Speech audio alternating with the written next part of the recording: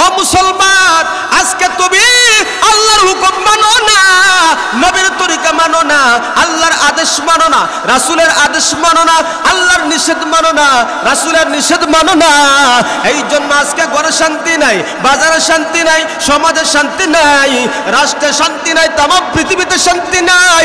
যতক্ষণ পর্যন্ত আল্লাহ এবং রাসূলের হুকুম পালন না করবা, ততক্ষণ পর্যন্ত এই পৃথিবীতে শান্তির আশা করা যায় না। এই পৃথিবীতে শান্তির আশা করা যায় না। ও মুসলমান, আজকের নামে মুসলমান হয়েছে ঠিকই, কাজে কর্মে মুসলমানিত্ব আমাদের পাওয়া যায় না। আজকে আব্দুর রহমান, আব্দুল মান্নান, আব্দুল হান্নান এরকম নামধারী শত শত লোক আছেন না নাই? এমনও তো লোক আছে আব্দুর রহমান নামকরণ করেছে। আল্লাহ পাক রব্বুল আলামিন বলেন, পয়গম্বর আমার কাছে দুইটা নাম প্রিয়, আমার কাছে দুইটা নাম বড় পছন্দনীয়। একটা নাম হলো আব্দুল্লাহ আর একটা হলো আব্দুর রহমান। আমার বন্ধুগণ, আমার প্রাণের ভাইরা, আল্লাহর কাছে দুইটা নাম পছন্দ, আব্দুল্লাহ। এরকম আব্দুল্লাহ নামদারি মুসলমান আমাদের সমাজে সুদখোর ঘুষখোর আছেনি না নাই? কথা বলেন, আসেনি না নাই? আজকে আপনি আমি নামে মুসলমান হয়েছি, কিন্তু কাজে কর্মে মুসলমান হতে পারে নাই। কথা বলেন ঠিক কিনা? আজকে আপনি মুসলমান, নামে মুসলমান, কাজে কর্মে মুসলমান হতে পারি নাই। অর্থাৎ ইমানদার আছে ঠিকই, ইমানের কোনো পাওয়ার নাই। ইমানের পাওয়ার আসবে কেমনে জানুনি? ইমানের পাওয়ার আসবে যে যত বেশি আমল করবে। কথা বলেন ঠিক কিনা? কেমন মুসলমান তুমি, কেমন মুসলমান, কেমন মুসলমান তুমি, কেমন মুসলমান। নামাজের সাথে নাই পরিচয়, মানো না কুরআন, তুমি কেমন মুসলমান। তুমি রমজান এলে রাখো না রোজা, দিনকে করো আঘাত, পয়সা করির নেই তো অভাব, দাও না তো যাকাত।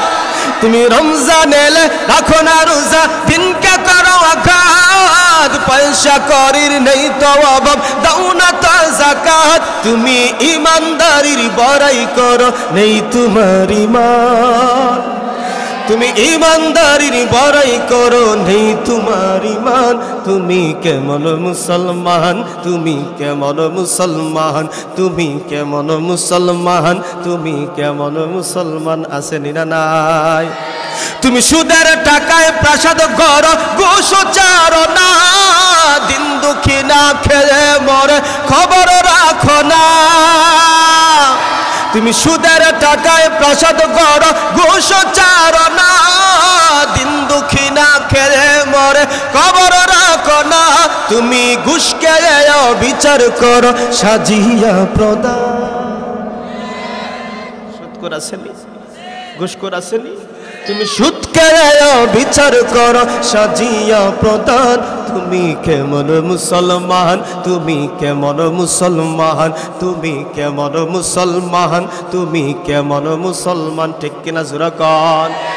তুমি নবীর উম্মত দাবি করো, সুন্নাহ মানো না, নবীর অপমানে তোমার হৃদয় কাঁদে না। কথা বলেন ঠিক কিনা? তুমি নবীর উম্মত দাবি করো, সুন্নাহ মানো না, নবীর অপমানে তোমার হৃদয় কাঁদে না। তুমি বিজাতীয় সংস্কৃতিতে সপেছ পরাণ, তুমি কেমন মুসলমান, তুমি কেমন মুসলমান, তুমি কেমন মুসলমান, তুমি কেমন মুসলমান? কথা বলেন ঠিক কিনা? নামদারি মুসলমান আমাদের সমাজে আছেন না নাই? নামে মুসলমান অনেক অনেক অনেক অসংখ্য অগণিত নামে মুসলমান, কিন্তু কাজে কর্মে মুসলমানিত্ব পাওয়া যায় না।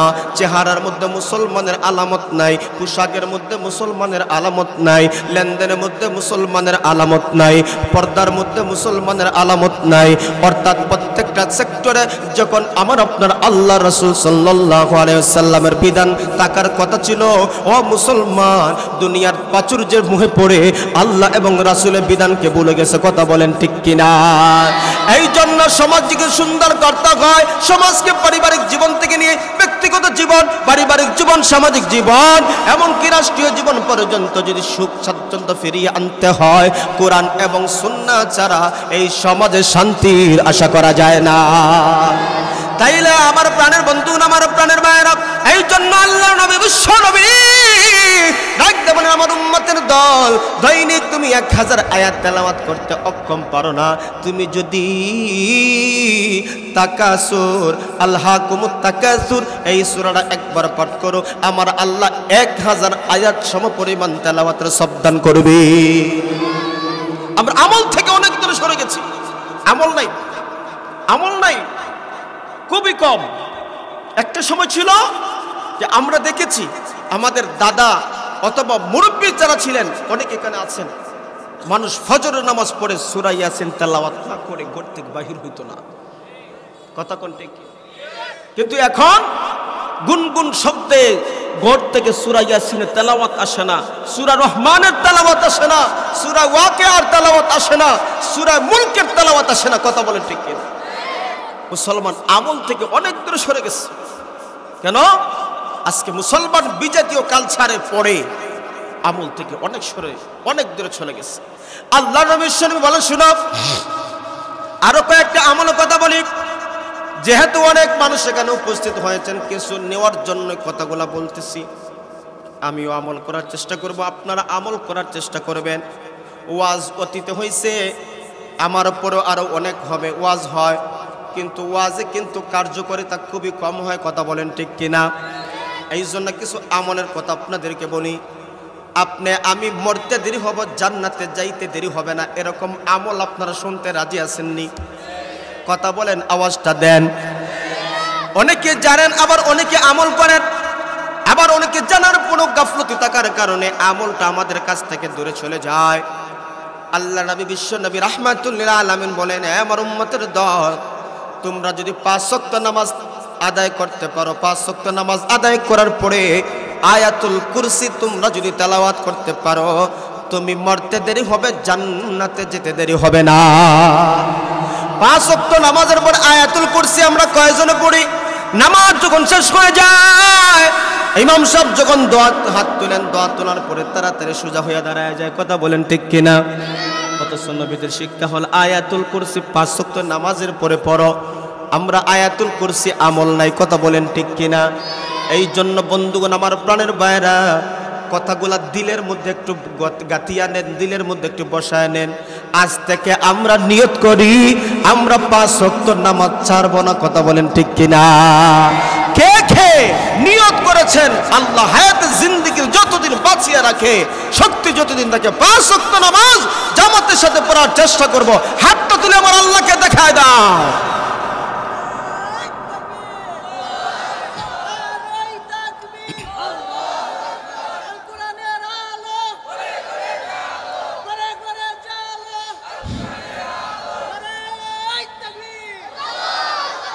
পাঁচ ওয়াক্ত নামাজের পরে আয়াতুল কুরসি আমলটা করব ইনশাআল্লাহ। এর আরো অনেক কিছু আমল আছে, অনেক আমল আছে। আরেকটা আমল আমি আপনাদেরকে শুনিয়ে দিই। আল্লাহর নবী, বিশ্ব নবী বলে, হে আমার উম্মতের দল, তোমরা ভালো করে শোনো, তোমরা ভালো করে শোনো।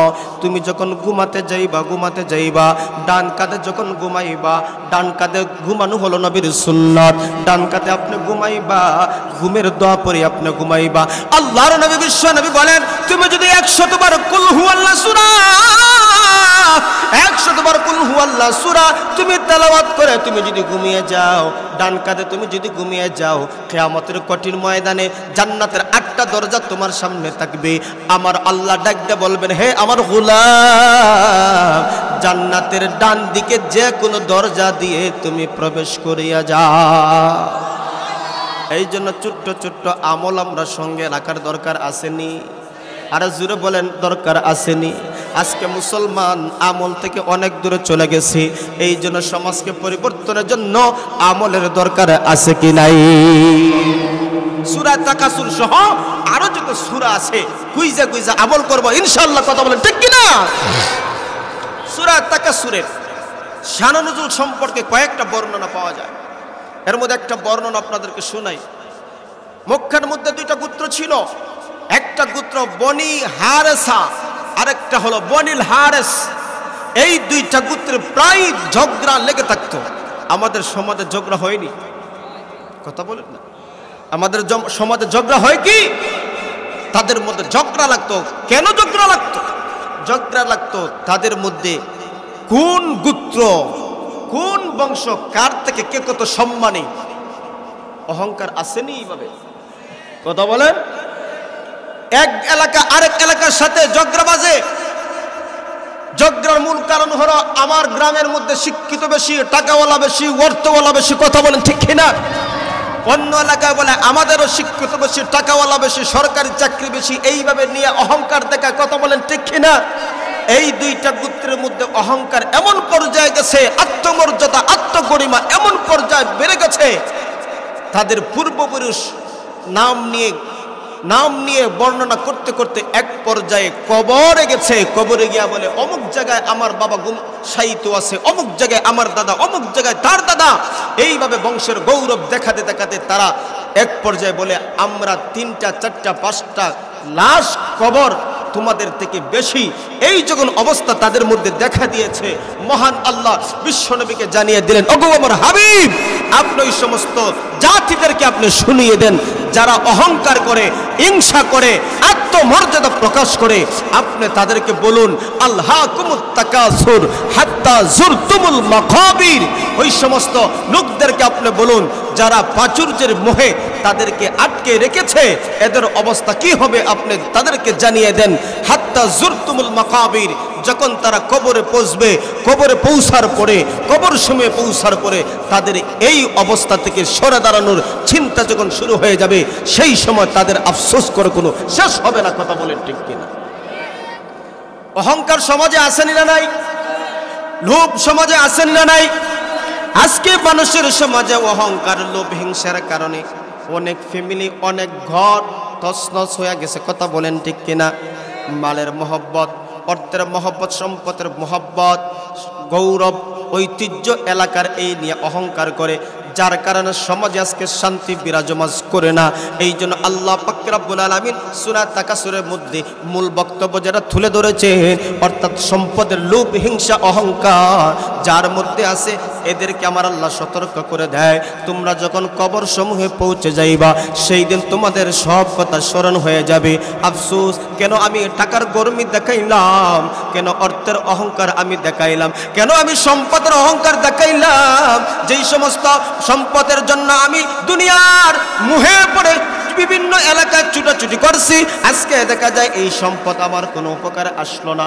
আজকে তো আমার এই টাকা পয়সা অর্থ করি আমি উপার্জন করলাম হারাম পথে, নিজের বডিকে সুন্দর করার জন্য, আমার সন্তানকে লালন পালন করার জন্য।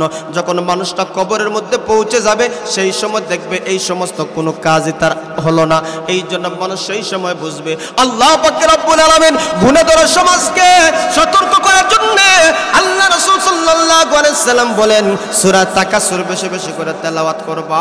এই তেলাওয়াতের মধ্যে অহংকারের অবস্থাটা আমার আল্লাহ তুলে ধরেছেন। তুমি যদি এই সূরা বেশি বেশি বুঝে বুঝে আমল করো, তেলাওয়াত করো, তাহলে তোমার অন্তর থেকে হিংসা বিদ্বেষ দূর হবে। কথা বলেন ঠিক কিনা?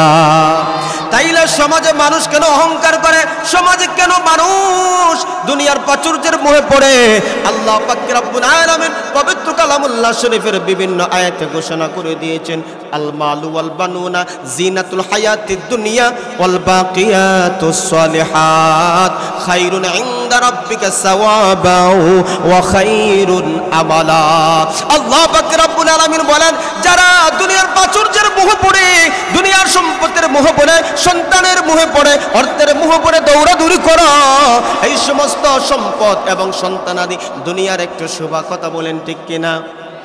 দুনিয়ার শোভা, দুনিয়ার সৌন্দর্য, এই সৌন্দর্যের মোহ পড়ে তোমার যৌবনকাল ব্যয় করলা। তোমার এই সৌন্দর্যের মোহ পড়ে তুমি একটু স্টাবলিশ হওয়ার জন্য, তোমার সন্তানকে বড় করার জন্য তুমি নামাজ ছেড়ে দিলা, রোজা ছেড়ে দিলা, হজ ছেড়ে দিলা, হালাল হারামের সাথে কোনো সম্পর্ক নাই, কিন্তু তোমার সন্তানকে লালন পালন করার জন্য সব কিছু তুমি বিলীন করলা। তোমার সন্তান বড় ডিগ্রিওয়ালা, চাকরিওয়ালা হইল, কিন্তু তোমার যখন শরীর দুর্বল, আমরা বর্তমানে দেখি কি যে যত বেশি ডিগ্রিওয়ালা সন্তান হয় তার বাবা সন্তানকে কত কষ্ট করে লালন পালন করলো, ওই সন্তান তো বড় হওয়ার পরে মা বাবার খেদমত করার কথা ছিল, কথা বলেন ঠিক কিনা? ওই সন্তান দেখা যায় এক পর্যায়ে মা বাবা গ্রাম্য মা বাবা তার সেবা যত্ন করবে দূরের কথা, সন্তান তাকে বড় ফ্ল্যাটে আর বাবা তাকে ঘুরে ঘুরে, কথা বলেন ঠিক কিনা? যাদের জন্য আপনি অর্থ সম্পদ নিজের দেহ বিলীন করতেছেন, এই সন্তান দুনিয়া, এই সম্পদ দুনিয়ার জন্য আল্লাহ বলেছেন একটা শোভা, একটা সৌন্দর্য, এই সুন্দর পিছনে পড়িয়া তোমার ঈমান আমল ধ্বংস করছো, যখন কবরে পৌঁছবা তখন তোমার হুঁশ হবে, কথা বলেন ঠিক কিনা? কিন্তু আল্লাহ তাআলা বলেন শোনো, দুনিয়ার কারণ, দুনিয়ার মোহে, দুনিয়ার ভালোবাসা কি জন্য মানুষ আটকায়? আজকে মানুষ বলে পুরুষ কিসে আটকায়, নারী কিসে আটকায়, কথা বলেন ঠিক কিনা?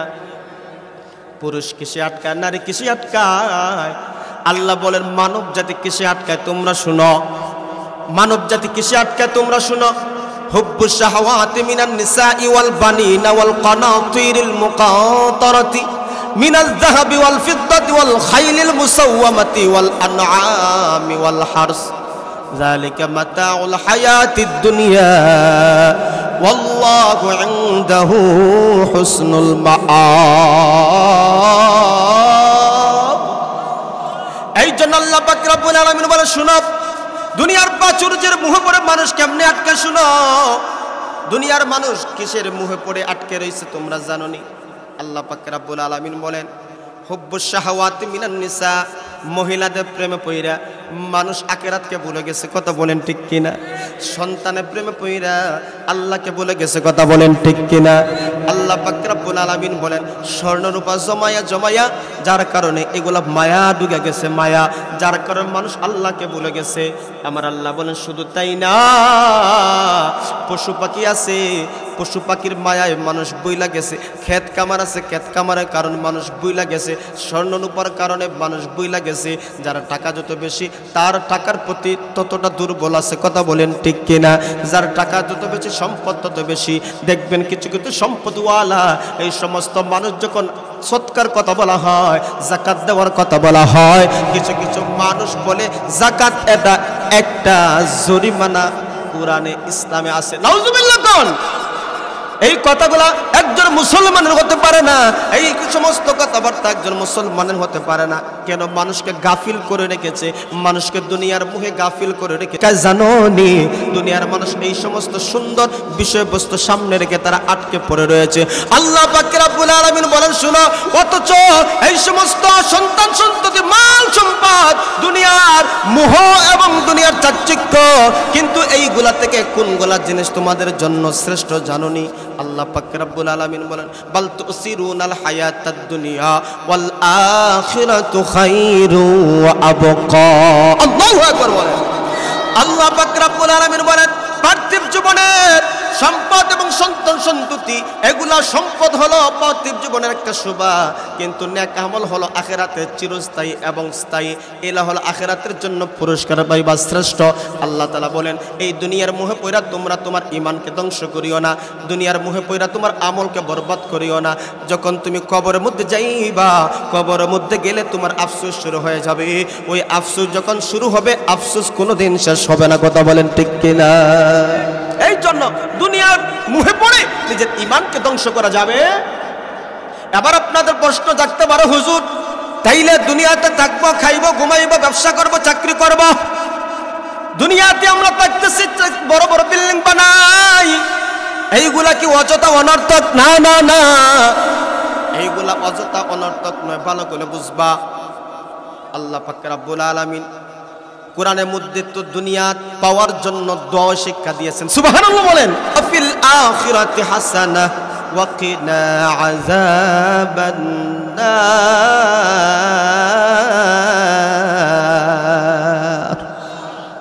দুনিয়ার কল্যাণ আল্লাহর কাছে চাইবা, দুনিয়ার কল্যাণ চাইবা, আখিরাতের কল্যাণ চাইবা, দুনিয়ার কল্যাণ আল্লাহর কাছে চাইবা। আল্লাহ আমি দুনিয়াতে থাকতে হবে, ফিরতে হবে, চলতে হবে, দুনিয়ার কল্যাণ আমাদেরকে দিয়ে দাও, দুনিয়ার আখিরাতের কল্যাণ আল্লাহর কাছে চাইতে হবে।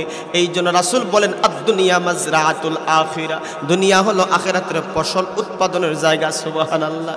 অপরদিকে রাসূল বলেন হুব্বুদ দুনিয়া রাসু কুল্লি খাতিআ, দুনিয়ার মহব্বত, দুনিয়ার মহব্বত সকল অনিষ্টের মূল, ক্ষতির মূল। কিন্তু ওইদিকে দুনিয়ার জন্য কল্যাণের দোয়া চাওয়া আল্লাহ কোরআনে শিক্ষা দিয়েছেন। আবার রাসূল বলেন দুনিয়া হলো, দুনিয়ার লোভ লালসা হলো সব অনিষ্টের মূল। এর দ্বারা প্রমাণ হয়ে যায় দুনিয়ার পিছনে ছুটিয়া নামাজ বাদ দেওয়া যাবে না। যদি দুনিয়ার পিছনে ছুটাইয়া দুনিয়া ধরার জন্য, মাল ধরার জন্য, সম্পদ বানানোর জন্য, বিল্ডিং বানানোর জন্য তুমি যদি নামাজ ছেড়ে দাও, রোজা ছেড়ে দাও, হজ ছেড়ে দাও, যাকাত ছেড়ে দাও, তাহলে তোমার সবগুলো বরবাদ। কথা বলেন ঠিক কিনা? কিন্তু দুনিয়া আল্লাহ পাক রব্বুল আলামিন অপর আয়াতে বলেন ফাইদা কুদিয়াতিস সালাতু ফান্তাশিরু ফিল আরদ ওয়াবতাগু মিন ফাদলিল্লাহ ওয়াজকুরুল্লাহা কাসীরান লাআল্লাকুম তুফলিহুন।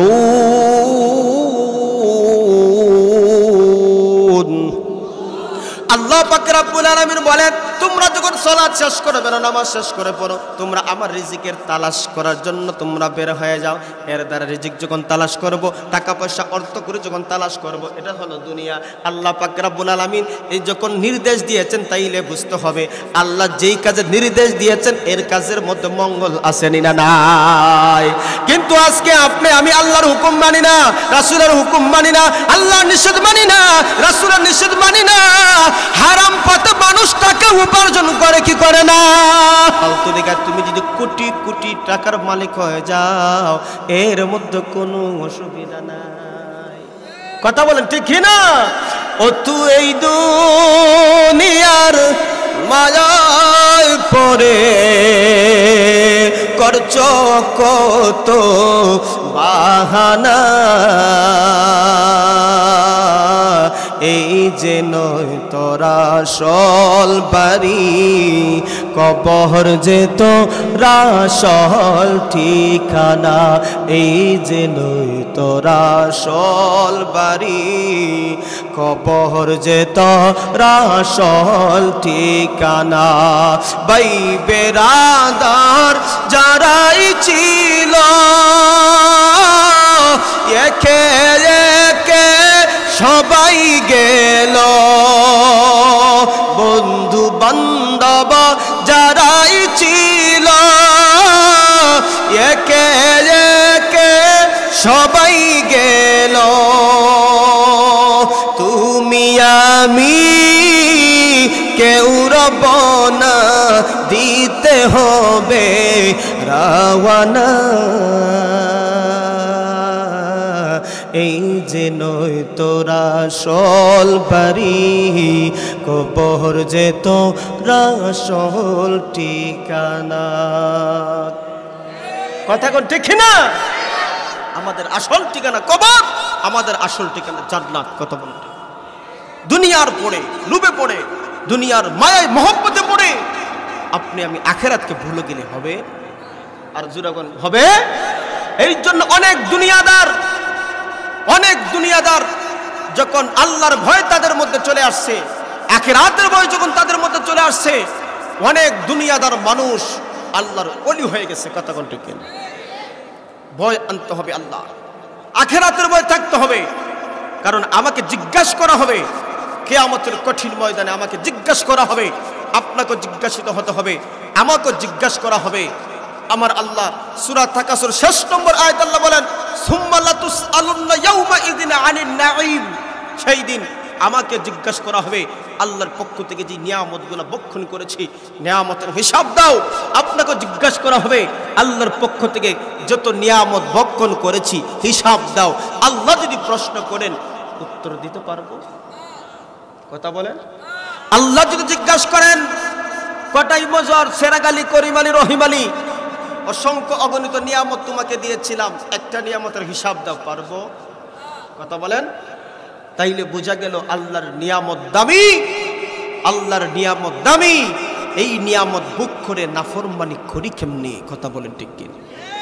এই জন্য আল্লাহর হাবিব সাল্লাল্লাহু আলাইহি ওয়াসাল্লাম বলেন, আমার উম্মতের দল, তোমরা দুনিয়ার বুকে পড়ে যখন পার্থিব জীবনকে ভুলে গেলা, তখন বিপর্যয় কারণ সমাজে দেখা দিবে, সমাজে দেখা দিবে। আবু দাউদ শরীফের এক হাদিসে আল্লাহর নবী বিশ্ব নবী রাহমাতুল লিল আলামিন সাহাবায়ে কেরামদেরকে এইভাবে মজলিসে বসিয়া বললেন, হে আমার সাহাবীরা, এমন একটা সময় হবে, এমন একটা সময় হবে, আমার উম্মতের হালত কেমন হবে তোমরা জানো নি? আমার উম্মতের হালত হবে নদীর মধ্যে পানির স্রোতে যখন বয়ে যায়, পানির স্রোত যখন বয়ে যায়, ওই পানি যখন বইতে থাকে, পানির উপরে অনেক খড়ু কাটা থাকে কি থাকে না? কথা বলেন। ওই পানির উপরে অনেক ময়লা আবর্জনা বস্তু চলে যায়। আল্লাহর নবী বিশ্ব নবী ডাকতে বলেন, আমার উম্মতের অবস্থা এমন হবে, তাদের কোনো শক্তি থাকবে না, তাদের কোনো পাওয়ার থাকবে না।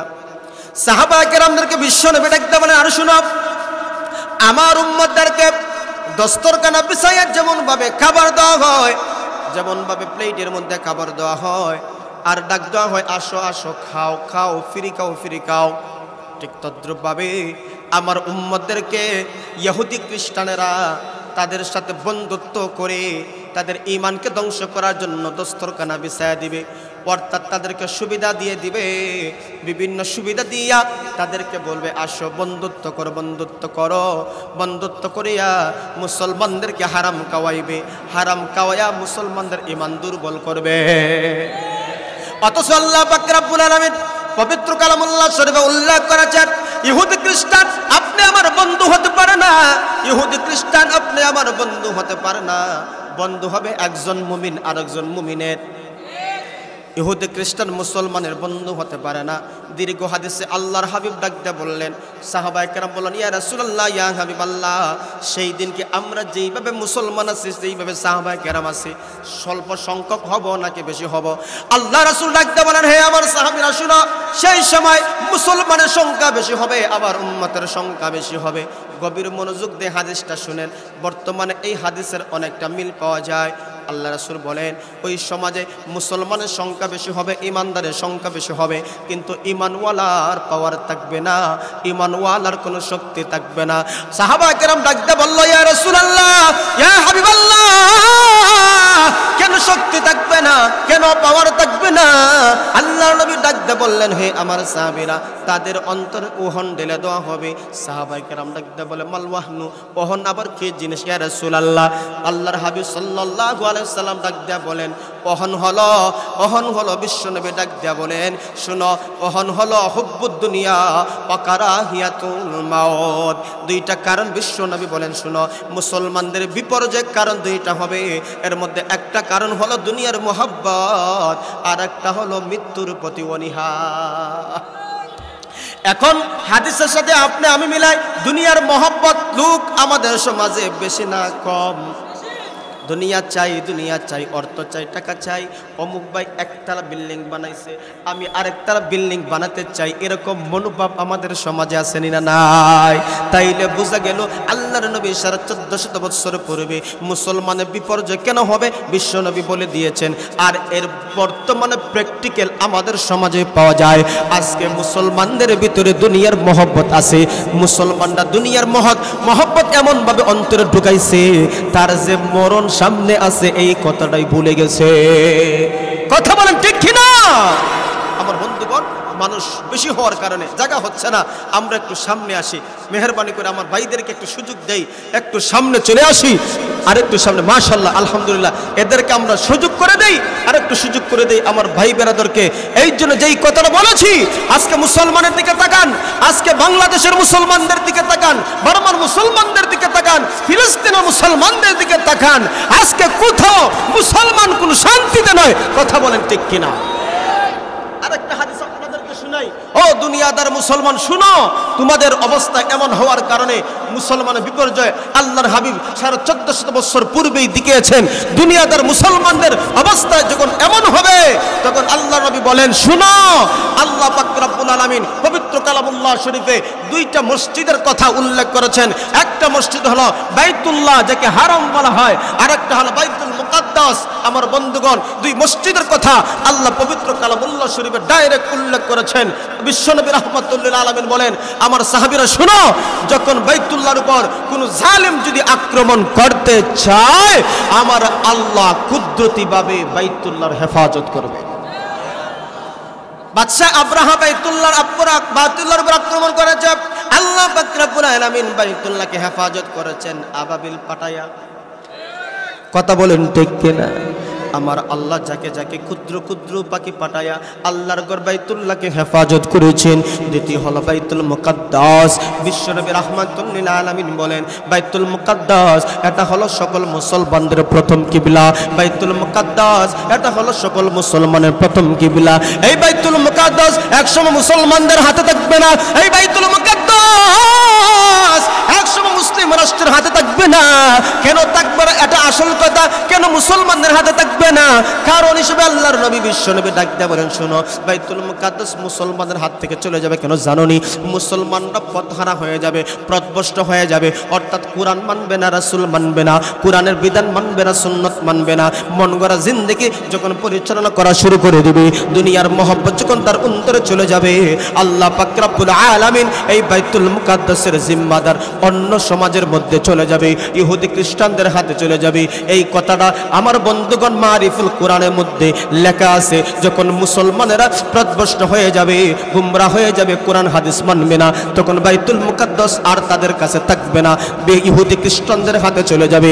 আজকে এই হাদিস আপনি মিলাইয়া দেখেন, বাইতুল মুকাদ্দাস মুসলমানের হাতে না ইহুদিদের হাতে? আর জোরে কোন? ইহুদিদের হাতে। কেন?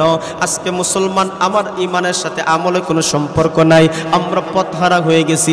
আজকে দুনিয়ার পিছনে ছুটতে ছুটতে ছুটতে ছুটতে আপনি আমার ইমান কোন দিকে যাইতেছে আমরা বুঝ পাইতেছি না।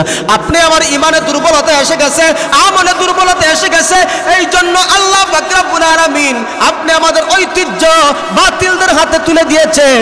আল্লাহ বুঝাতে চায়, যতক্ষণ পর্যন্ত তোমার ইমান মজবুত হবে না, ততক্ষণ পর্যন্ত বিজয় মুসলমান হবে না। কথা বলেন ঠিক কিনা? আল্লাহ পাক রব্বুল আলামিন বলে, শুনো, আল্লাযী খালাকাল মাউতা ওয়াল হায়াতা লিয়াবলুয়াকুম আইয়ুকুম আহসানু আমালা। আল্লাহ পাক রব্বুল আলামিন বলেন, আমি হায়াত বানাইলাম, মওত বানাইলাম, তোমরা কে কত সুন্দর সুন্দর আমল করো পরীক্ষার জন্য। এই জন্য পরীক্ষার জন্য আল্লাহ তাআলা হায়াত দিয়েছেন, মওত বানাইছেন। শুধু তাই না, আল্লাহ তাআলা বলে, ও ইমানদার মুসলমান, তোমরা ভালো করে শুনো, তোমরা নামে মুসলমান হইছো, মুসলমান সংখ্যায় বেশি। তোমার বাবা মুসলমান, তুমি মুসলমান, তোমার দাদা মুসলমান, তুমি মুসলমান, কিন্তু তোমার অন্তরে কোরআন নাই, তোমার অন্তরে নবীর আদর্শ নাই। আল্লাহ পাক রব্বুল আলামিন বলেন, না না, তুমি কাটি মুসলমান হতে পারো নাই, তোমাকে পরীক্ষা দিতে হবে। ওয়ালা নাবলুওয়ান্নাকুম বিশাইইম মিনাল খাউফি ওয়াল জু'i ওয়া নাকসিম মিনাল আমওয়ালি ওয়াল আনফুসি ওয়াস সামারাত ওয়া বাশশিরিস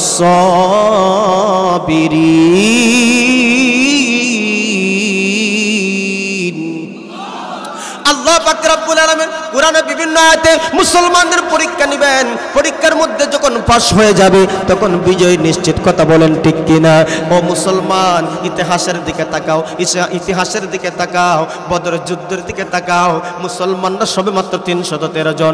আমার বন্ধুগণ, অপর দিকে কাফের মুশরিকরা হলো 1000-এর বেশি। বদরের যুদ্ধে মুসলমান মাত্র 313 জন, অপর দিকে কাফের মুশরিক 1000-এর বেশি। কাফের মুশরিক যদি একসাথে আক্রমণ করে, মুসলমানদেরকে একবারে চিড়ে ফিরে ভাগ করে নিয়ে যাবে। কথা বলেন ঠিক কিনা? কিন্তু মুসলমানের অন্তরে আল্লাহর দৃঢ় বিশ্বাস ছিল, ঈমান মজবুত ছিল, আমল ছিল।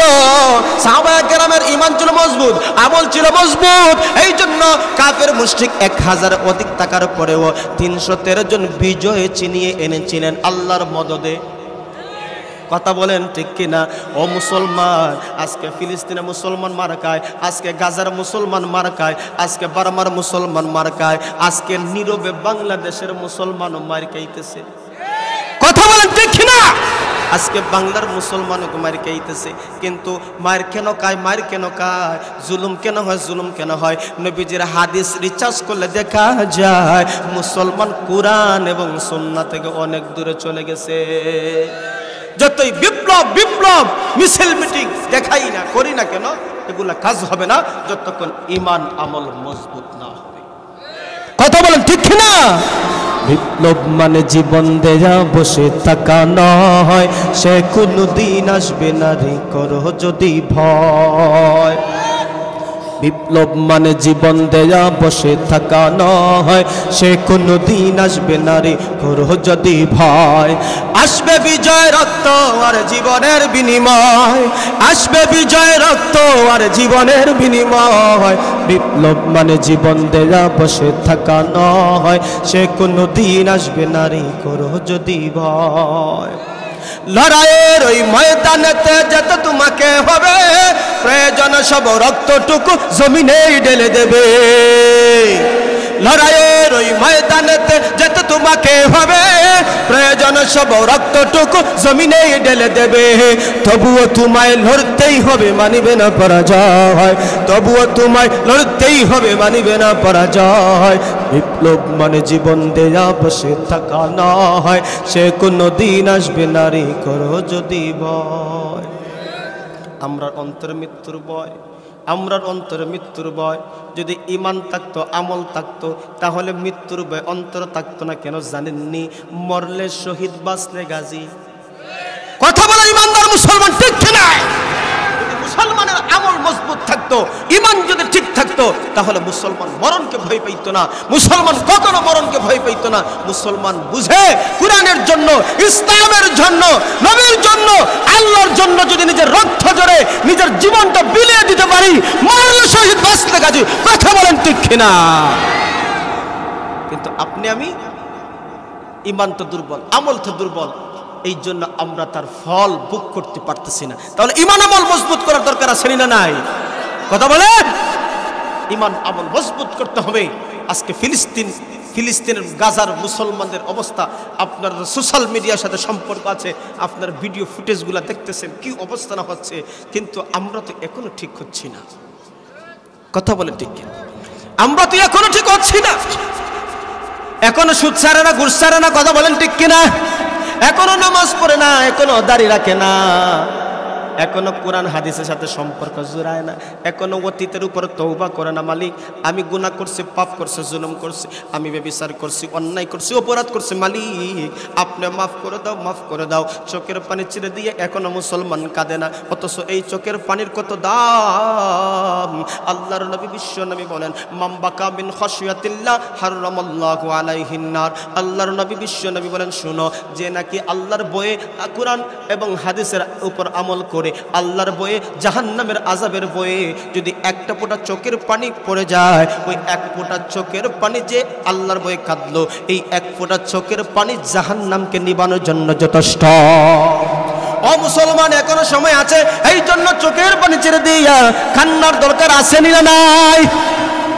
আল্লাহ পাক রব্বুল আলামিন বলেন, বেশি বেশি করে কাঁদো, কম কম কাঁদো, বেশি বেশি কইরা তোমরা কাঁদো, বেশি বেশি করে কাঁদো, আর বেশি বেশি তুমি আল্লাহ নামের জিকির করো। তোমরা মুসলমান আজকে দুনিয়ার লোভ লালসায় পড়ে, হিংসায় মহব্বতে পড়ে নিজেরা শত্রুতা বেশি হয়ে গেছো। মুসলমানের শত্রুতা, এক দেশ আরেক দেশের সাথে শত্রুতা, এক গ্রাম আরেক গ্রামের সাথে শত্রুতা আছে না নাই? আজকে বাতিল শক্তি সকল এক হয়ে যায়। আমরা ইতিহাসে লক্ষ্য করে দেখেছি, মুসলমান যখন কোনো সামনে কোনো পজিশন আসে, সকল বাতিল শক্তি মুসলমানদের বিপক্ষে চলে যায়। ওই দেখো, হোয়াইট হাউস সহ, আমেরিকা জাতিসংঘ সহ, তারা জাতিসংঘ করছে মানুষের নিরাপত্তা দেওয়ার জন্য, কিন্তু ওই জাতিসংঘ আজকে কোনো কথা বলে না। আজকে কোনো কথা বলে না কেন জানুনি? আজকে মুসলমানরা একটু দুর্বল হয়ে গেছে। মুসলমানদেরকে শায়েস্তা করার জন্য ওই বাতিল শক্তি ইহুদি খ্রিস্টান সকলে হাতে হাত মিলাইছে। কথা বলেন ঠিক কিনা? কিন্তু আজকে যদি বিশ্বের মুসলিম 57টা রাষ্ট্র আছে, 57টা রাষ্ট্রের মুসলমান যদি এক হয়ে যায়, একসাথে তুত নিক্ষেপ করলে ইহুদি খ্রিস্টান বন্যায় ভেসে যাইতো। কিন্তু ও মুসলমান, আজকে আপনি আমি দ্বন্দ্ব লেগে গেছে, আপনি আমি পরস্পরের দ্বন্দ্ব, এক রাষ্ট্র অন্য রাষ্ট্রের সাথে দ্বন্দ্ব, এক রাষ্ট্র বিবৃতি দিলে আরেক রাষ্ট্র বিবৃতি দেয় না। কেন জানেননি? ওই যে একটু ফায়দা হাসিল করতে চায়, একটু ফায়দা হাসিল করতে চায়। আমি তার সাথে বন্ধুত্ব করেছি, আমার বন্ধুত্ব যদি চলে যায় তাহলে আমি তো ফায়দা হাসিল করতে পারবো না। আল্লাহ পাক রব্বুল আলামিনের ওয়াদা হলো, শুনো ও মুসলমান, আল্লাহ পাক রব্বুল আলামিন পবিত্র কালামুল্লাহ শরীফে ওয়াদা করে দিয়েছেন, তুমি যদি আল্লাহর উপর ঈমান আনো এবং নেক আমল তুমি যদি করতে পারো, আমার আল্লাহ তোমাকে এই দুনিয়ার রাজত্বর মালিক বানায় দিবে। আমার আল্লাহর কথা মিথ্যা হইতে পারে না। এর দ্বারা বোঝা গেল আপনি আমাদের ঈমান এবং আমলের মধ্যে দুর্বলতা আছে না নাই?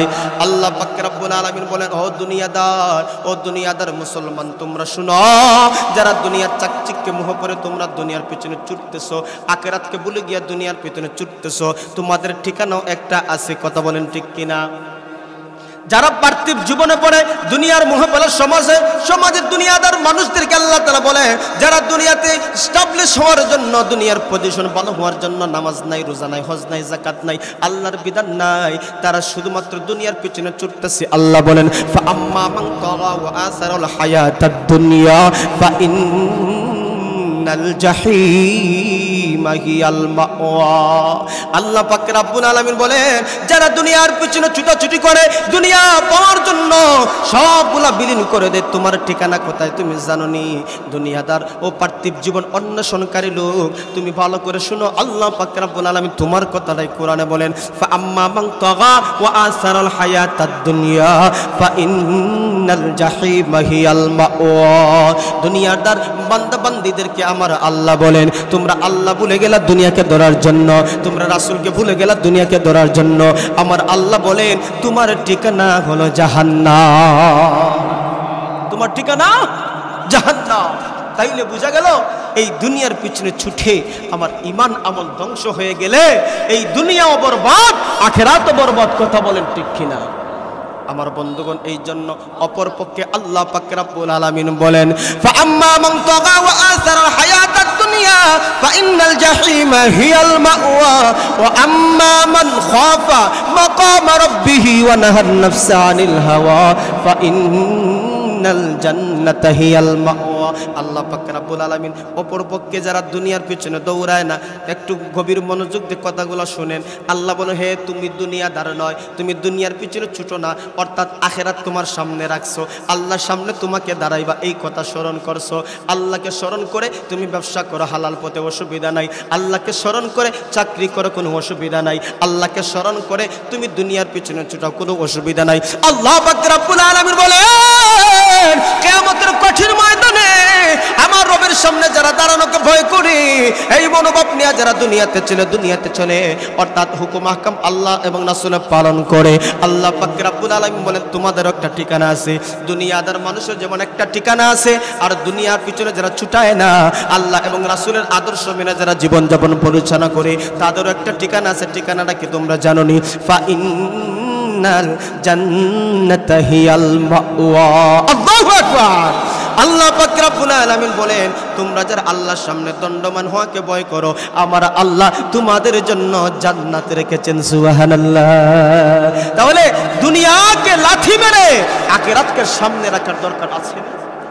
কথা বলে কি বলবেন? সম্মানিত উপস্থিতি, আপনারা শুনে অত্যন্ত খুশি হবেন যে আমাদের আজকে এই তাফসীরুল কোরআন মাহফিলের প্রধান অতিথি আমাদের হাসনগর মাদ্রাসা পার হয়ে গেছেন, অল্প কিছুক্ষণের মধ্যে আমাদের সম্মুখে এসে উপস্থিত হবে। তার আগে আমাদের মাঠের এই বাম দিকে অনেক জায়গা খালি আছে, মধ্যখানে অনেক জায়গা খালি আছে। আপনারা যদি জায়গাটা জুড়ে বসে, অনেক মানুষ দাঁড়িয়ে আছে, ওরা বসার সুযোগ পাবে। এবং হুজুর আসার আগেই যদি আপনারা এই কাজটা করে নেন, তাহলে হুজুর আসার সাথে সাথে ওনাকে আপনাদের সম্মুখে উপস্থাপন করবো ইনশাআল্লাহ। এই জন্য যে কথাটা বলছি, গভীর মনোযোগ দিয়ে শুনেন। দুনিয়া আমাদের সামনে রয়েছে, দুনিয়ার পিছনে ছুটে আমার শক্তি দুর্বল করতেছি, আমার অর্থ শেষ করতেছি, কিন্তু এই দুনিয়া একদিন আমাকে লাথি মেরে বিদায় করে দিবে। কথা বলেন ঠিক কিনা? এই জন্য আল্লাহ পাক রব্বুল আলামিন বলেন আলহাকুমুত তাকাসুর। আল্লাহ পাক রব্বুল আলামিন বলেন আলহাকুমুত তাকাসুর, তোমাদেরকে দুনিয়ার পাচর যে গাফিল করে রেখেছে, এই গাফিল কখন শেষ হবে তোমরা জানোনি? হাত্তা জুরতুমুল মাকাবির, যখন তোমরা কবরের মধ্যে পৌঁছে যাবে তখন তোমাদের এই গাফলাতে দূর হবে। কিন্তু সেই দিন আফসোস করলে কোনো লাভ হবে না, হবে না। সেই দিন আফসোস করে কোনো লাভ হবে না। এই জন্য আল্লাহ পাক রব্বুল আলামিন বলেন আলহাকুমুত তাকাসুর হাত্তা জুরতুমুল মাকাবির কাল্লা সাওফা তা'লামুন সুম্মা কাল্লা সাওফা তা'লামুন কাল্লা লাউ তা'লামুনা ইলমাল ইয়াকিন। আল্লাহ পাক রব্বুল আলামিন বলেন সাবধান, খবরদার, খবরদার, তোমরা সতর্ক হয়ে যাও, অচিরে তোমরা জানতে পাইবা। এইভাবে আল্লাহ বলে বলে আমার আল্লাহ মর্মর্থ বুঝাইয়া দিতেছে আপনাদেরকে। আল্লাহ তাআলা বলেন সাবধান, সতর্ক হয়ে যাও, সতর্ক হয়ে যাও, তোমাদের জাহান্নাম তোমাদের সামনে আছে, তোমরা দেখতে পাইবা। আমার আল্লাহ সতর্ক করে দিয়ে জাহান্নাম তোমাদের সামনে আছে, দেখতে পাইবা। ওই জাহান্নাম যখন দেখবা সেই দিন তোমার অন্তরে আসবে আমি দুনিয়ার ভিতরে ছুটলাম কেন, আমার সন্তানকে লালন পালন করার জন্য হারাম পথে চললাম কেন, এই অবস্থা তোমার অন্তরে আসবে। আল্লাহ বলেন না না না, সেই দিন কোনো কিছুই কাজে আসবে না, কাজে আসবে না।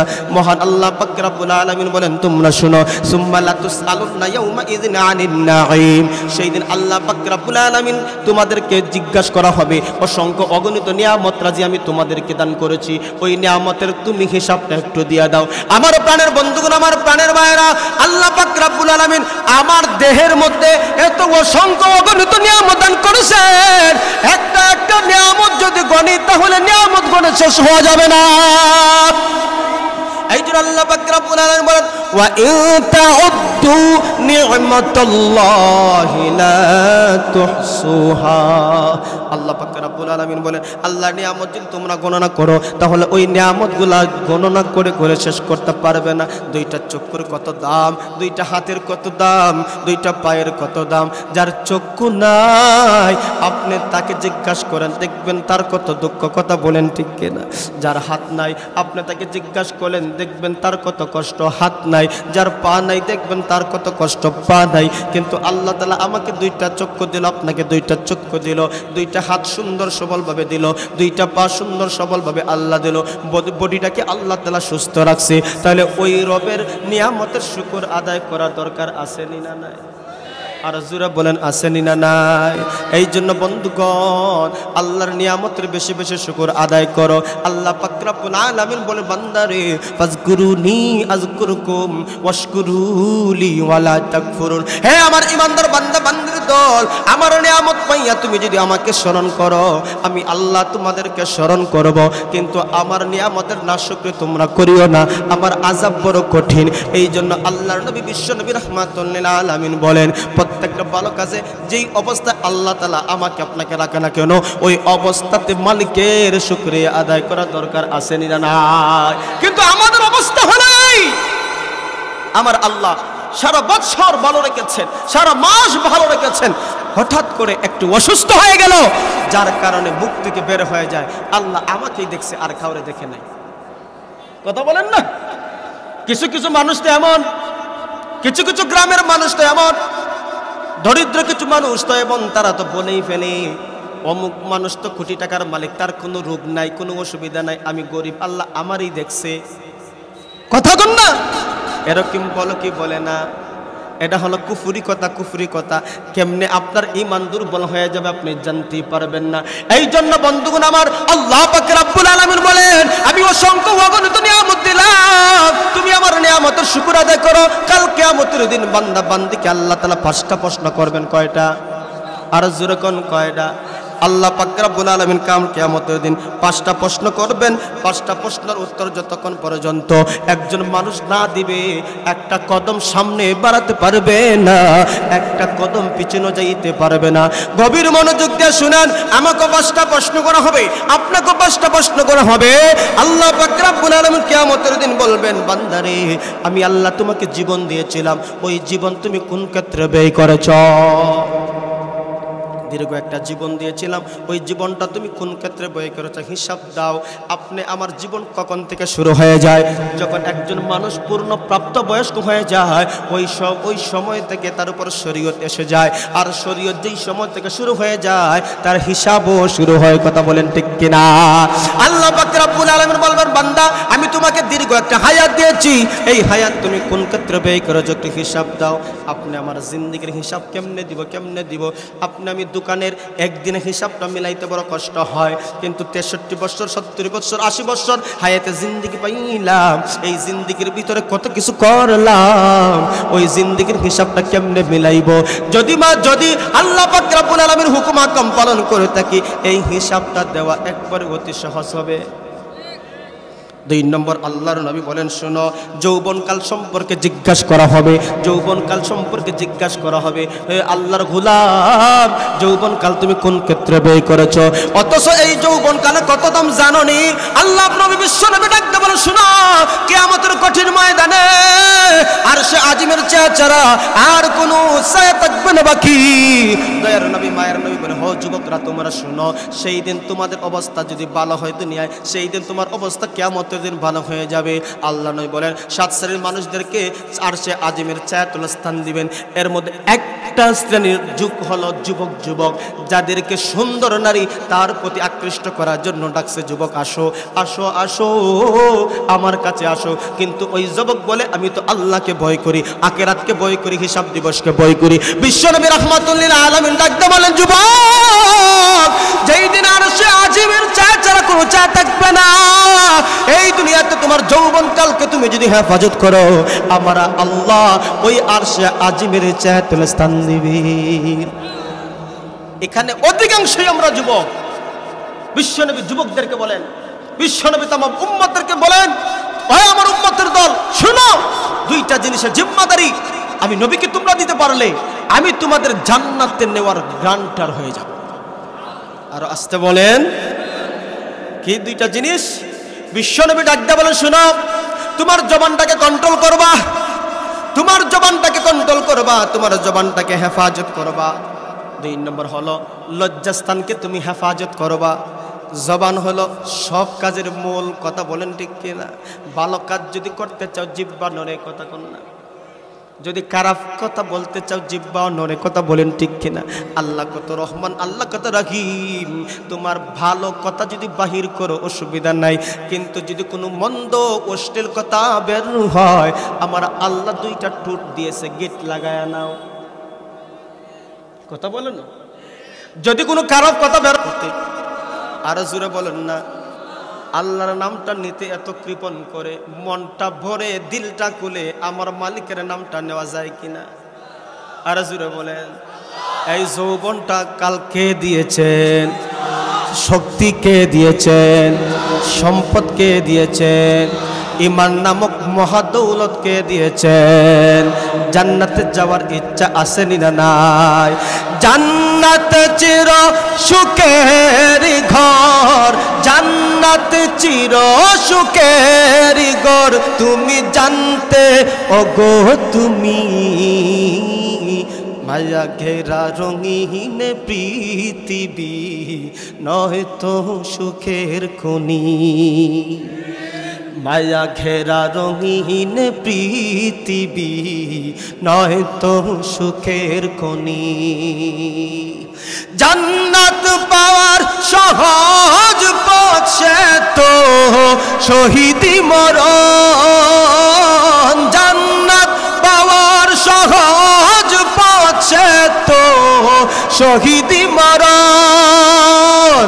শহীদ হলে খুদার রাহে, শহীদ হলে খুদার রাহে, তবে জান্নাত পাবে তুমি। মায়া ঘেরা রঙিন পৃথিবী নয় তো সুখের খনি। এই মায়া ঘেরা পৃথিবী সুখের জায়গা না। সুখের জায়গা কোথায়? আর জুড়ে বল কোথায়? এই জান্নাতে যাইতে কে কে রাজি আছেন? হাতটা তুলে দেখান। আল্লাহ কবুল করুন, সকল বলেন আমিন। এই জন্য আল্লাহ বলে, শোনো, কিয়ামতের কঠিন ময়দানে আল্লাহ পাক রব্বুল আলামিন উম্মতদেরকে 5টা প্রশ্ন করবেন। কয়টা প্রশ্ন? আর জোরে বলেন কয়টা? এটা আমাকে করবেন, আপনাদেরকে করবেন। এই জন্য এই 5টা প্রশ্ন আজকে মুখস্থ কইরা নেন। 1 নম্বর হলো যৌবনকাল, জীবন আমি আল্লাহ তোমাকে দান করলাম, কোন পথে ব্যয় করেছ? 2 নম্বর হলো যৌবনকাল, তুমি কোন পথে ব্যয় করেছ? 3 নম্বর হলো হে আমার উম্মতের দল, তোমাকে আমার আল্লাহ যে মাল সম্পদ দান করেছেন, এই মাল কোন পথে উপার্জন করেছ এবং কোন পথে ব্যয় করেছ? কথা বলেন ঠিক কিনা? যে সম্পদের মালিক, যে টাকা পয়সার মালিক আমার আল্লাহ, সম্পদ আমাকে আপনাকে যাই দিয়েছে না কেন, এই সম্পদটা কিভাবে তুমি উপার্জন করেছ? এই সম্পদের উপার্জনের মাধ্যম দুনিয়াতে 2টা। কয়টা? 2টা মাধ্যমে মানুষ সম্পদ উপার্জন করে। একটা হলো চাকরি করে অথবা বিজনেস করে। কথা বলেন ঠিক কিনা? চাকরি যদি হালাল হয়, যত টাকা যত পয়সা আপনি ইনকাম করবেন, এখন ওই ইনকাম করতে করতে করতে করতে আপনি কোটি টাকার মালিক হয়ে গেছেন, কিন্তু আপনার চাকরিটাও হালাল, আপনার সম্পদ জমানোও হালাল। কথা বলেন ঠিক কিনা? অপরদিকে কোরআনের এক আয়াতে আল্লাহ পাক রব্বুল আলামিন বলে দিয়েছেন, ওয়াইলুল লিকুল্লি হুমাযাতিল লুমাযা আল্লাযী জামাআ মালান ওয়া আদ্দাদা। আল্লাহ পাক রব্বুল আলামিন বলেছেন, যারা সম্পদ মাল জমা করে তাদের জন্য ওয়াইল নামক জাহান্নাম। তাহলে বোঝা গেল 2 আয়াতের সংঘর্ষ হইয়া গেল। এবার ভাঙিয়ে দিই, আপনাদেরকে পেশটা ভাঙিয়ে দিই। আপনি যদি মাল জমা না করেন, কুরবানি দিতে পারবানি? কথা বলেন। আপনি যদি মাল জমানা করেন, হজে যাইতে পারবানি? হজে যাইতে হলে মাল জমানো দরকার আসেনি? জাকাত যদি দিতে হয়, ওই জাকাত দিতে হলে মাল জমানো লাগবে কি লাগবে না? যা মাল যদি না জমান, তাহলে জাকাত কেমনে ফরজ হবে, কেমনে দিবা? কথা বলেন ঠিক কিনা? আল্লাহ পাক রব্বুল আলামিন বলেন, হালাল পন্থায় অবলম্বন করে তুমি যদি কোটি টাকার মালিক হয়ে যাও, ওই মাল তোমার উপর আমি আল্লাহ রহমত বরকত হিসেবে দান করলাম। ওই মালের উপর কিছু হক আছে, তুমি মালগুলো উপার্জন করেছো। ওই মাল যদি তোমার কোটি টাকা হয়ে যায়, লক্ষ টাকা হয়ে যায়, যদি জাকাত ফরজ হয়ে যায়, জাকাত দিবা, মাল শুদ্ধ হয়ে যাবে। কথা বলেন ঠিক কিনা? তোমার উপর হজ ফরজ, তুমি ওই মাল জমা করেছ, হজ করে আসলে তোমার মাল আরো বাড়বে। কথা বলেন ঠিক কিনা? তোমার মাল আছে, তুমি যদি জাকাত দাও, সদকা দাও, তোমার মালের হক আদায় হয়ে যাবে, মাল আরো বাড়াইবেন তিনি কে? এই মাল জমা করতে কোনো অসুবিধা আসেনি? এই মাল জমা করতে কোনো অসুবিধা নাই, কিন্তু ওই মাল জমা করতে অসুবিধা। কোটি কোটি টাকার মালিক, লক্ষ লক্ষ টাকার মালিক আমাদের সমাজে আছে, হজ ফরজ হইয়া গেছে কিন্তু হজে যায় না। কথা কোন নাই? একটু চোখটা ঘুরাইয়া, একটু চতুর্দিকে তাকায় আপনি দেখেন, এমন লক্ষ লক্ষ টাকাওয়ালা মালিক আছে, সুন্দর একটা গরু কুরবানি দেয় না দেয় একটা ছিঁড়া মরা খাসি নাই? কথা বলেন আসেনি না নাই? এই জন্য আমার বন্ধুগণ, আমার প্রাণের ভাইয়েরা, আল্লাহ পাক রব্বুল আলামিন বলবেন, তোমাকে আমি মাল দিয়েছিলাম, এই মাল কিভাবে উপার্জন করেছো, উপার্জনের তুমি হিসাবটা দাও। এই জন্য বোঝা গেল মাল হারাম পন্থায় যদি অল্প হোক, অল্পই হারাম। কথা বলেন ঠিক কিনা? আপনি মাল উপার্জনের যে চাকরি করেন, ওই চাকরিটা যদি হারাম পন্থায় হয়, তাহলে মাল যতই বেশি হোক না কেন, হারাম পন্থা চাকরি করার কারণে মালটা হালাল না হারাম? মালটা হারাম। এই জন্য যদি পন্থা হালাল হয়, উপার্জন কম হোক বেশি হোক, সেটা হালাল হয়ে যাবে। আল্লাহ বলেন, কাল কিয়ামতের বিশ্ব নয় বলেন, আল্লাহ বলবেন, তোমাকে যে আমি মাল দিয়েছিলাম কোন ক্ষেত্রে উপার্জন করেছো? আমরা দুনিয়াতে 2টা পদ্ধতিতে মালগুলা উপার্জন করি। হালাল পদ্ধতিতে করলে হালাল, হারাম পদ্ধতি করলে হারাম। কথা বলেন ঠিক কিনা? 4 নম্বর প্রশ্ন হলো, বান্দারে তুমি মাল কোন ক্ষেত্রে ব্যয় করেছো? এবার এই কথার উপর যদি একটু বিশ্লেষণ করা হয়, আল্লাহ তাআলা এত অসংখ্য অগণিত টাকা পয়সা মানুষদেরকে দিয়েছে, অপচয় আমাদের সমাজে আসেনি না নাই? মাল অপচয় ব্যয় করে কি করে না? এই জন্য মাল তুমি কোন ক্ষেত্রে ব্যয় করেছো হিসাব দাও। আজকে লক্ষ্য করে দেখেন, বিবাহ শাদীর মধ্যে কত লক্ষ লক্ষ টাকা খরচ হয়। বিবাহ শাদীর মধ্যে শুধু লাইটিং এবং গায়ে হলুদ, বিভিন্ন অঙ্গ ডঙ্গর সাজসজ্জায় লক্ষ লক্ষ টাকা যখন ব্যয় করে, এর হিসাব আল্লাহর কাছে দেওয়া লাগবে কিনা? জবানটা খুলে বলেন, হিসাব দেওয়া লাগবে। এবার আপনাকে আল্লাহর সামনে যখন দাঁড়ায় হিসাব দিতে হবে, তাইলে বুঝেন মাল কোন ক্ষেত্রে তুমি ব্যয় করতেছো, কোন ক্ষেত্রে ব্যয় করতেছো। আল্লাহর সামনে তোমাকে তো হিসাব দিতে হবে। আল্লাহ পাক রব্বুল আলামিন এরপরে মানুষকে বলবেন, হে আমার গোলাম, 5 নম্বর প্রশ্ন হলো তুমি যা জানলা তা আমল করছো কিনা। 5 নম্বর প্রশ্ন হলো যা তুমি জেনেছো তা আমল করেছো কি করো নাই। এখন আপনাদেরকে প্রশ্ন একটা করতে চাই। প্রশ্ন হলো নামাজ ফরজ, এই বিধান আমরা কে কে জানি না? হাত তুলেন তো। কেউ তো হাত তুললেন না, তাইলে বুঝলেন নামাজ যে ফরজ সকলেই আমরা জানি। কথা কন না? এই নামাজ ফরজ আমরা সকলেই জানি, তাহলে এই ফরজ বিধান আমরা সকলে কি আদায় করি? কথা বলেন ভাই, মন থেকে বলেন, এই ফরজ বিধান আমরা কি সকলে কি আদায় করতে পারি? সকলে কি আদায় করি? তাইলে আল্লাহ যে বলছেন, নবীজি বলছেন, কিয়ামতের দিন আল্লাহ বলবেন যা জেনেছো তার উপর আমল করেছো কি করো নাই হিসাব দাও। নামাজ ফরজ আমরা জানি, হজ ফরজ আমরা জানি, যাকাত ফরজ আমরা জানি, রমজানে রোজা রাখা ফরজ আমরা জানি, তাহলে কয়জনে মানি? কথা বল ঠিক। যাকাত ফরজ ঠিক আছে, কিন্তু আপনি আমার টাকা নাই পয়সা নাই, যাকাত এটা আমার লাগবে না।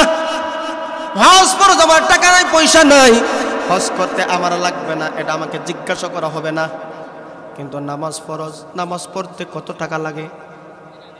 কথা বলেন। মসজিদে যেতে হইলে, নামাজ পড়তে হইলে আগে 100 টাকা দেওয়া লাগবে ইমাম সাহেবের কাছে। কথা বলেন না দেখি। 50 টাকা, 200 টাকা, 100 টাকা কি দেওয়া লাগে নামাজ পড়তে? না না না, নামাজ পড়তে কোনো টাকাও লাগে না, পয়সা লাগে না। এই জন্য নামাজ ফরজ। কিয়ামতের দিন যদি আল্লাহ জিজ্ঞাসা করেন, বান্দারে তুমি তো নামাজ পড়ো নাই, নামাজের হিসাবটা দাও। কিয়ামতের দিন আল্লাহ যদি জিজ্ঞাসা করেন, নামাজের হিসাবটা দাও। আজকে 5 ওয়াক্ত নামাজ, আজকে যদি আমি দিনে 5 ওয়াক্ত নামাজ না পড়ি, তাহলে এইভাবে 1 মাস যদি নামাজ না পড়ি, হিসাবের মধ্যে গন্ডগোল লাইগা যাবে। আপনি দুনিয়াতে নামাজের হিসাব পড়ছেন না, হিসাব মিলাইতে পারেন না, তাহলে ওই নামাজের হিসাব কেমনে কিয়ামতের দিন দিবা? আল্লাহ পাক রব্বুল আলামিন বলে, বান্দারে রোজা রাখা তোমার উপর ফরজ ছিল। রোজা রাখতে হইলে লক্ষ লক্ষ টাকা লাগে না, হাজার হাজার টাকা লাগে না। এই জন্য রোজা তোমার উপর ফরজ ছিল, তুমি কি রোজা রেখেছো? হিসাবটা দাও। বান্দা সেই দিন কি হিসাব আমি দিব, আপনি দিবেন। কথা বলেন ঠিক কিনা? এই জন্য আল্লাহ পাক রব্বুল আলামিন কিয়ামতের কঠিন ময়দানে 5টা প্রশ্ন করবে উম্মত। যতক্ষণ পর্যন্ত এই 5টা প্রশ্নের উত্তর আমি আপনি না দিব, একটা কদম সামনে বাড়ানো যাবে না, একটা কদম পিছেও যাওয়া যাবে না। তাহলে এই 5টা জিনিস গুরুত্বপূর্ণ আছে না নাই? এই জন্য আল্লাহ বলেন, যা জানলা আমল করো, যা জানলা আমল করো। নামাজ ফরজ, নামাজ পড়া শুরু করে দাও। নামাজ ফরজ, নামাজ আমল শুরু করে দাও। তাহলে আপনি আমাদের উপর যাদের নামাজ ফরজ হয়ে গেছে, আপনি আমি নামাজ পড়ার দরকার আছে না নাই? নামাজ গুরুত্বপূর্ণ ইবাদত, নামাজ গুরুত্বপূর্ণ ইবাদত। কিয়ামতের কঠিন ময়দানে আল্লাহ যদি বলেন আমার হক সম্পর্কে আমি জিজ্ঞাসা করি, তাহলে আল্লাহ রাসূল বলেন, আমার আল্লাহ বলেছেন কিয়ামতের দিন আল্লাহ বলবেন, বান্দা তুমি নামাজের হিসাব দাও। হকুল্লাহর ইবাদত সম্পর্কে যদি জিজ্ঞাসা করা হয়, হাদিসের মধ্যে আসছে, বলবেন নামাজের হিসাব দাও। তুমি নামাজ পড়ছো কি পড়ছো না হিসাব দাও। এখন আমরা যারা বেনামাজি আছি, আমরা কি হিসাব দিতে পারবো? 2 নম্বর জিজ্ঞাসা করা হবে, তুমি বান্দার হক দাও, কে কার কত টাকা মাইরা খাইছো হিসাব দাও। যদি আল্লাহ জিজ্ঞাসা করেন, তাহলে কি আমরা সহজে হিসাব দিতে পারবো? না, পারবো না। তাহলে এই মাজলিসে আজকে একটা মেসেজ আমি আপনাদেরকে শুনিয়ে দিলাম। এই মেসেজটা আরো আগ থেকে আপনি জানেন, কিন্তু আমরা গাফলতির মধ্যে আছি। আর গাফলতি দূর করার জন্যই আমার আল্লাহ সূরা তাকাসুর নাজিল করেছেন। তাকাসুর নাজিল করিয়া গাফেল মানুষদেরকে সতর্ক করতে চায়, যারা দুনিয়ার মোহে পড়ে আল্লাহকে ভুলে গেছো, রাসূলকে ভুলে গেছো, কুরআনকে ভুলে গেছো। তোমরা সতর্ক হয়ে যাও, সতর্ক হয়ে যাও। যখন তোমাকে কবরে রাখা হবে, সেই দিন আফসোস করলো শেষ হবে। আল্লাহর নবী বিশ্বনবী রাহমাতুল লিল আলামিন বলেন, শুনো, একজন মানুষ যখন কবরে যাবে, রাসূল বলেন 3টা জিনিস তার সাথে যায়। কয়টা জিনিস? 3টা জিনিস তার সাথে যায়। ও মুসলমান, মানুষ যখন কবরে শায়িত করা হয় 3টা জিনিস যায়। রাসূল বলেন 2টা জিনিস চলে আসে, একটা জিনিস তার সঙ্গে যায়। আল্লাহ রাসূল ডাকতে বলেন 2টা জিনিস হলো, একটা হলো নিজের আত্মা আত্মীয় স্বজন, 2 নম্বর হলো নিজের সম্পদ অর্থ করে। এই দুইটা জিনিস মানুষে ফেরত নিয়ে আসে। আত্মীয় স্বজন কবরে রাইকা তারা চলে আসে, মাল সম্পদ তার কবরে যায় না, চলে আসে। 3 নম্বর হলো মানুষ যদি দুনিয়ার মধ্যে আমল কইরা থাকে, ওই আমলগুলা তার সাথে কবরে যায়। যদি আমল ভালো হয় তাহলে কবরের মধ্যে জান্নাতের নাজ নিয়ামত দেওয়া হয়। এই জন্য আমল করার দরকার আসেনি না নাই? আমার রাসূল বলেন, আমার উম্মতরা শুধু বলে আমার আমার এটা আমার এটা আমার, কথা বলেন ঠিক কিনা? আমার উম্মতরা শুধু বলে এটা আমার এটা আমার এটা আমার, কিন্তু রাসূল বলেন তুমি যা খাইলা এটা হলো তোমার, যা পরিধান করলা এটা হলো তোমার, যেই জিনিসগুলো তুমি সদকা করলা এটা হলো তোমার, কথা বলেন ঠিক কিনা? আজকে আপনি আমি টাকা জমাইতে জমাইতে ব্যাংকে কোটি কোটি টাকা জমা হয়ে গেছে, কিন্তু আপনার দুর্বল হয়ে গেল, আপনার শরীর দুর্বল হয়ে গেল। যাদের কোটি কোটি এক সময় দেখা যায় 2 রুটি, কথা কোন ঠিক না? যার কোটি কোটি টাকা এক সময় ডাক্তার বলে 2 রুটি ছাড়া আর খাইতে পারে না, 2 রুটি এমনকি গোশত খাইতে পারে না, সবজি, কথা বলেন ঠিক না? এর দ্বারা প্রমাণ হয়ে যায় আপনি যা খাইলা এগুলা নিজের, আপনি যা পরিধান করলা এগুলা নিজের, আপনি যা সদকা করলা এগুলা নিজের। তাহলে আজকের আলোচনা থেকে এই জিনিসটা আমরা উপলব্ধি করতে পাইলাম, আমরা টাকা পয়সা অর্থ করির পিছনে পড়ে আমার সম্পদ ইমানকে আমরা বলতে পারি না। আপনি আমার সম্পদ অমূল্য ধন ইমান, এই ইমানটাকে আমরা দুর্বল করতে পারি না, ধ্বংস করতে পারি না। তাইলে আসুন, সূরা তাকাসুরের মূল বক্তব্য হলো দুনিয়াদারদের মেসেজ দিয়েছেন অর্থ সম্পদ এর পিছনে পড়ে তোমরা ইমানকে দেশ শেষ করে দিও না, কবরে পৌঁছাইলে বুঝতে পারবা ইমানের কত দাম। তাইলে আপনি আমাদেরকে এই ইমানকে মজবুত করে আখিরাতের সম্পদ কামাই করার দরকার আছে না নাই? আল্লাহ তাআলা যেন আমাকে আপনাকে ঈমান মজবুত করে আমলের মাধ্যমে ব্যক্তিগত জীবন, পারিবারিক জীবন, সামাজিক জীবন যেন সুন্দর করতে পারে। সকলে বলেন আমিন। ওয়া আখিরু দাওয়ানা আলহামদুলিল্লাহি রাব্বিল আলামিন। আপনারা সবাই